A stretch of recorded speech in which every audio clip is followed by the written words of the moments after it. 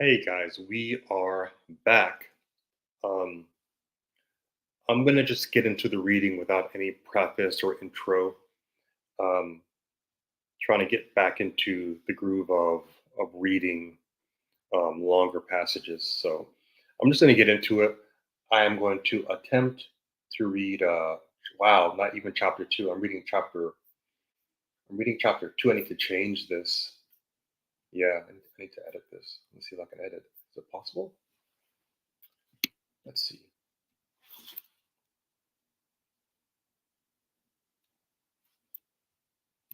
Hmm.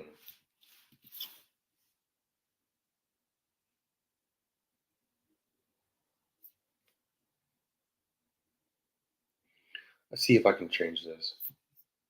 All right, let's see how fast I can do this while I'm on the stream. All right, let's see if we can do this.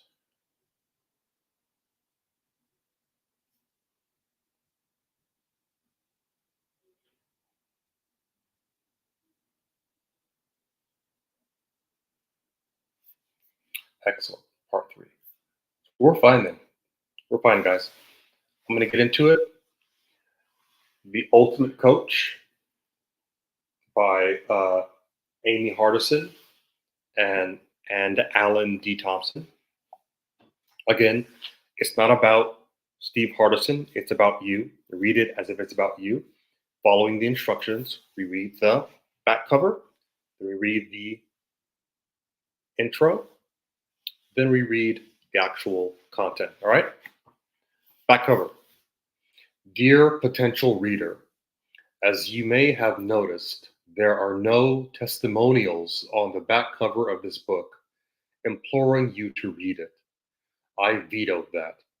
The only testimonial I am interested in is the one you will have from reading and experiencing this book. Please do not read this book about me. Read this book about you. Read it about being. As you read, ask yourself, who would I need to be a more loving person? Who would I need to be a more effective parent? Who would I need to be to create a level of confidence that is remarkable? Who would I need to be at peace with who I am? Who would I need to be fully in love with myself and my life? Who would I need to live the most extraordinary life I can live? I promise you that if you read this book with the intention of expanding your state of being, you will do exactly that. Your experience will be remarkable. Who you are being is everything. Loving you, be blessed, be you. Steve Hardison. All right. And then we're going to read let's see, before you begin. Before you begin, I never wanted to write a book, and I haven't. I never wanted to have a book written about me, but here it is. This book is a gift from my wife, Amy, who wrote it, and my friend, Alan D. Thompson, who conducted the research and interviews on which it is based. And it's not just a gift to me, but to you too. And now you're reading it. So, with your permission, I'll give you some suggestions on how to read it.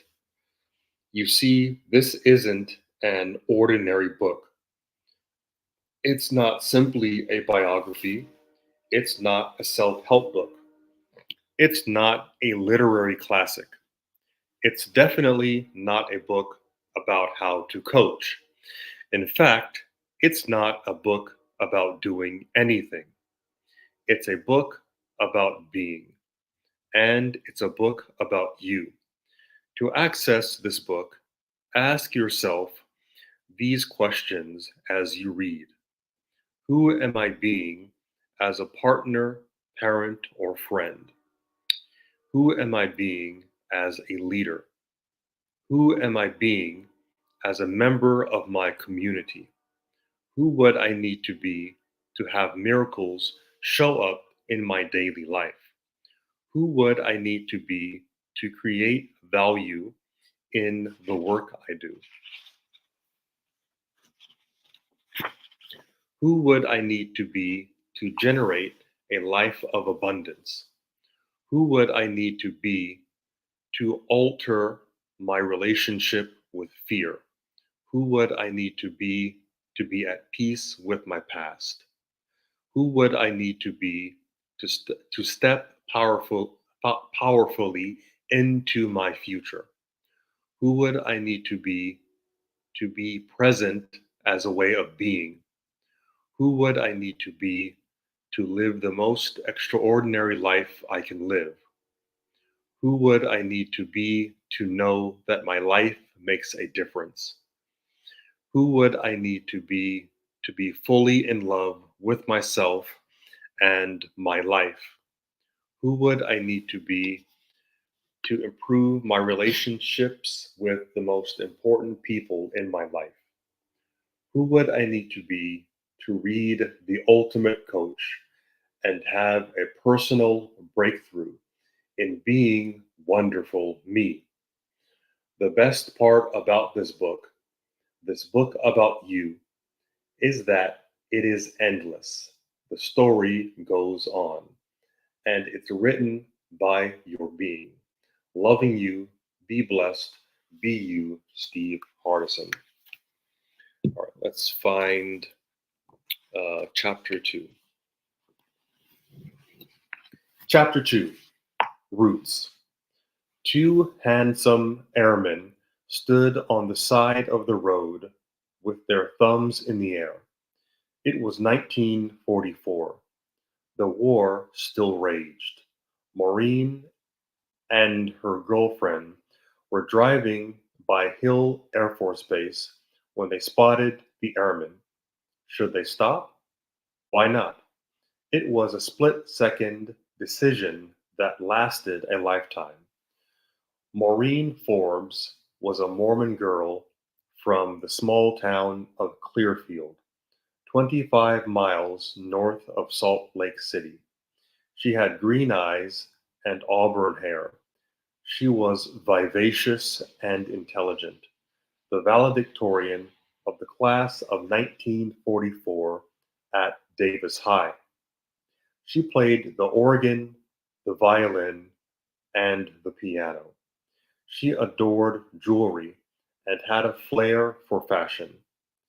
She also had a little bit of attitude and just the right amount of kick ass.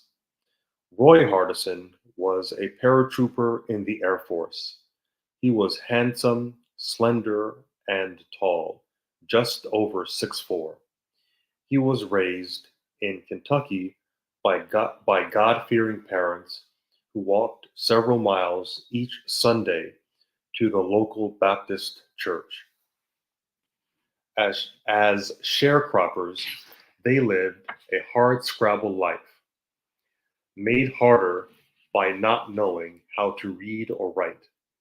On payday, others helped them cash their paychecks, skimming off skimming the top off a check that barely covered necessities. Roy did everything possible to erase all traces of his humble origins from his life. His shoes were polished and his fingernails manicured. He was impeccably dressed. He was rough around the edges, but that was hardly noticeable when he cut such a striking figure. And it wasn't just his appearance, he had charm. Later, Maureen would frequently say, he could talk the birds out of the trees. Maureen was smitten. At 18, Maureen still had to be at home at 10 o'clock every night. Roy was adventurous and exciting, the opposite of Maureen's tamped down life. They eloped on June 9th, 1945. Not ready to tell her parents, Maureen returned home as if nothing had changed. When her parents found out that Miss Maureen was Mrs. Hardison, they sent her to her husband. She had made her bed, she would lie in it. Children.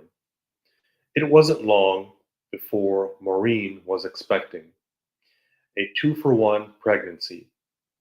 Unfortunately, her twins came too early. She delivered them in her bedroom, attended by her mother and a local doctor. Sammy and Danny didn't live long. The doctor dropped them in a bucket. Maureen's soul shuddered. By the next year, a healthy and robust baby boy, Rob, joined the family. He was followed by sisters Jamie and Teresa. In 1953, Roy was deployed to Bitburg, a small town in Germany.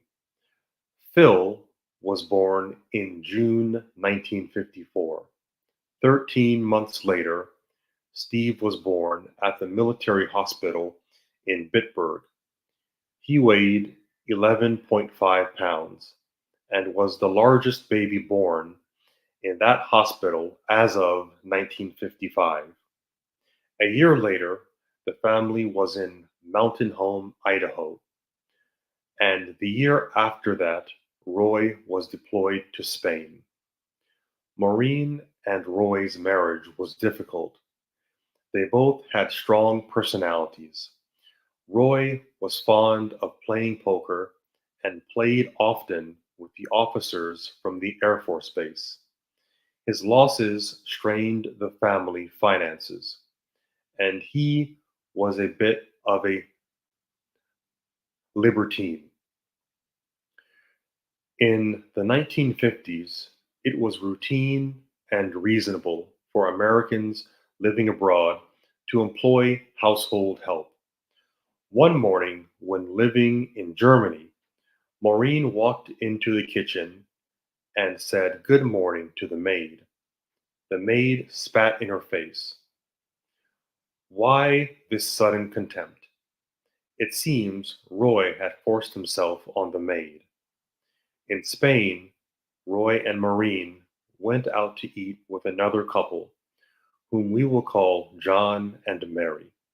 During dinner, Roy announced that he and Mary were in love. They were leaving their marriages and going off together. While Maureen grappled with his betrayal, Mary said, I've changed my mind. I'm staying with John.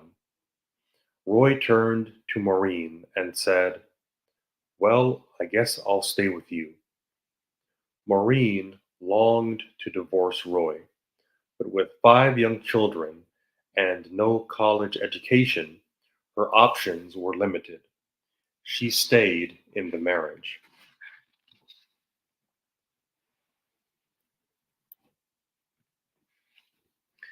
Throughout his adult life, Roy was good at making money, but he was better at spending it.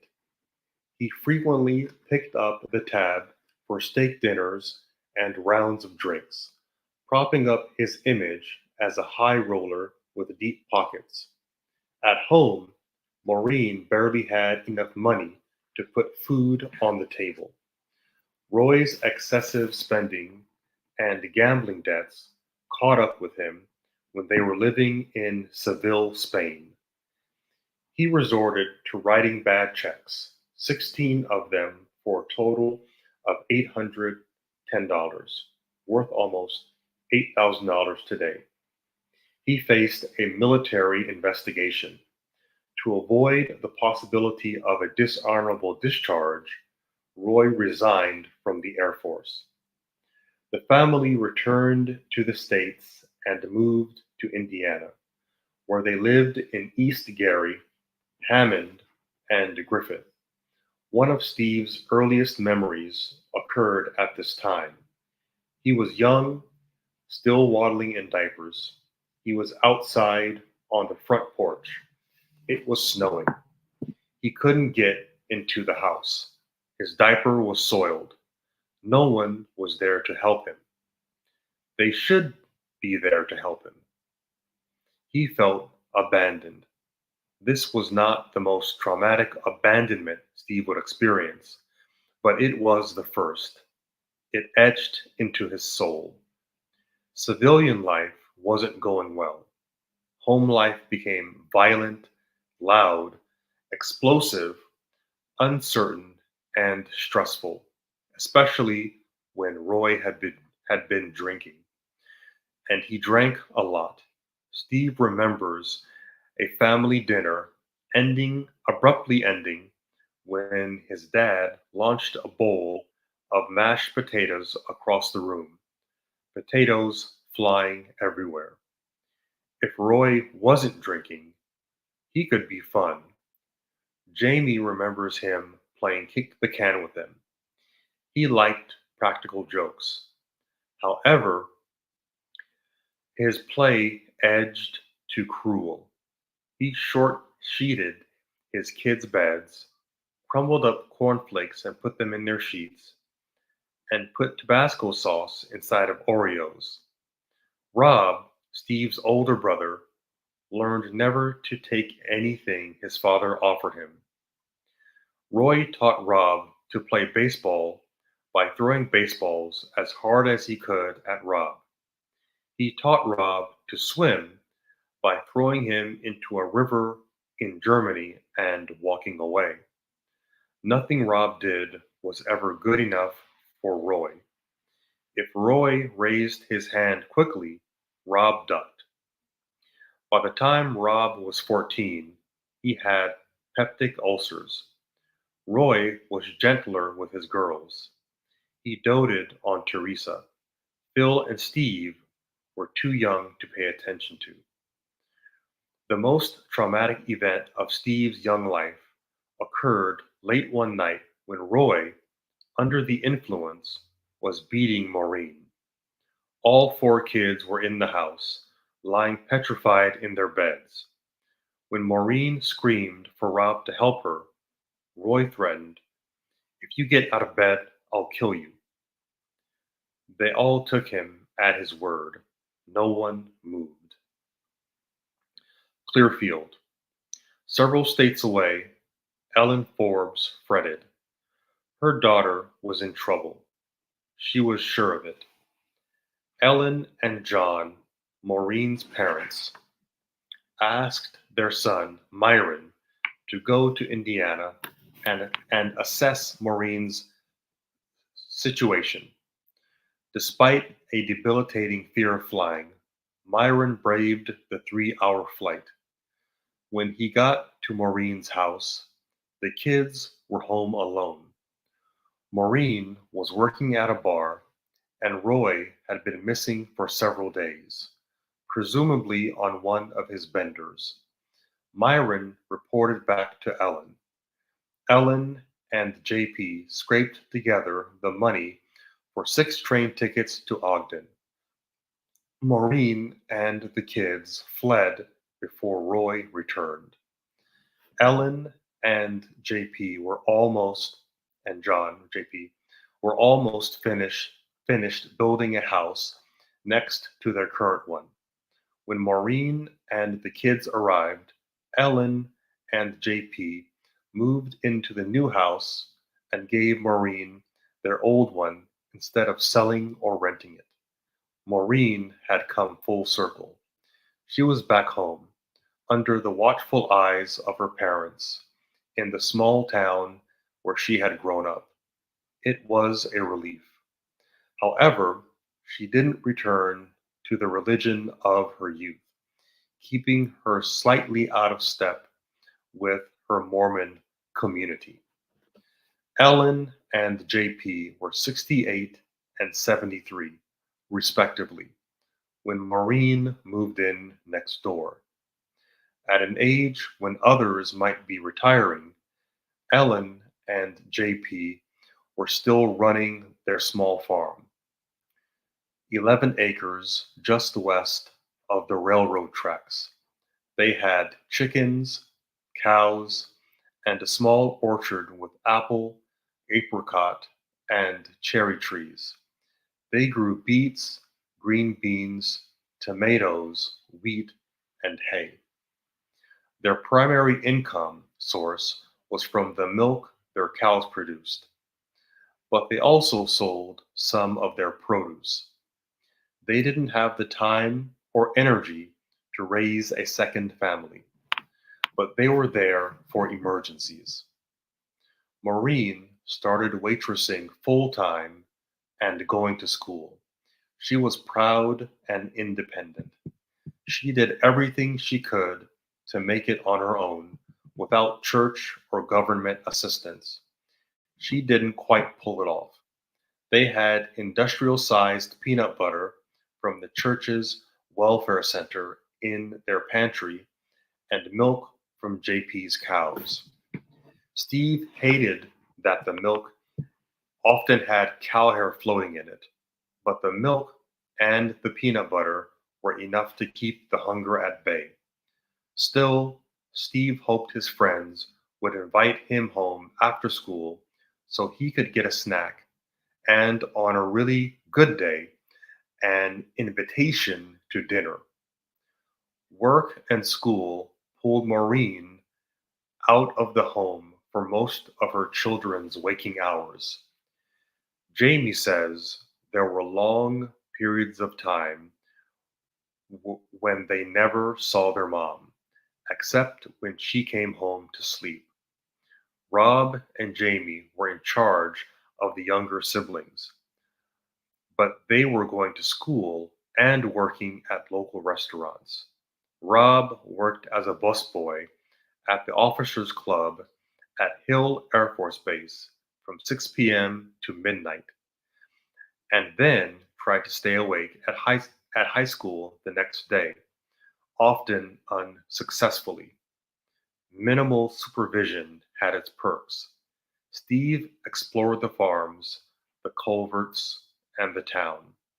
No one was restraining his curiosity or his propensity for mischief. No adult was hovering. No parent was pushing compliance. He had ample space to be himself. But there were definite downsides. There were few family dinners and no family vacations. As far as Steve was concerned, they were a group of lone wolves living in the same house. Steve's dominant memory of his childhood is being alone. He came home from school to an empty house. When he played sports, no one was there to cheer him on. If he was sick, he was home alone.